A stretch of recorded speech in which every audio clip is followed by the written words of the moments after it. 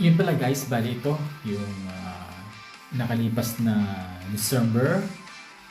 So hindi pa parating pa rin yung mga boss namin at meron pa kaming time dati na aming kasama.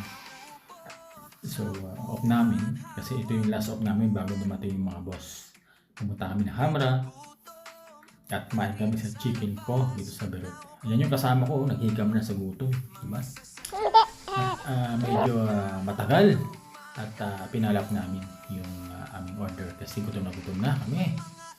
At yan, so kumuha muna ng ashtray para makapag-iwas at relax habang niluluto yung aming special fried chicken dito. Alam nyo guys, dito sa Berut, ito isa sa mga pinakamasarap na fried chicken. Sobrang lutong at talagang masarap kumain dito sa chicken ko. Dito lang guys matutagpuan sa Hamra sa Lebanon ng Berut guys. At yan yung stock nila. So maganda yung uniform. Talagang red at may nakatatak pang chicken ko sa likod. Yun.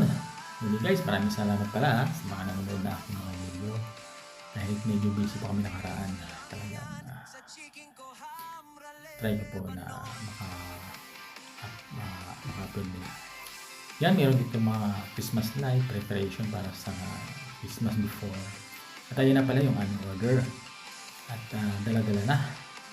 Yan yung aming order. Yung kasama ko, ang in-order niya lang ay yung normal chicken. Ang sa akin naman po ay crispy and then chili chicken.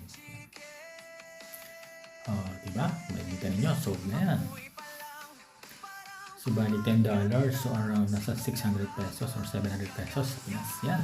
Meron ka ng tatlong chicken, may french fries, may Pepsi, at meron na rin sausawan. So, talagang sulit na rin ito kahit paano. Yan, diba? That's it guys. Maraming salamat po muli sa panonood ng aking mga video. Yan.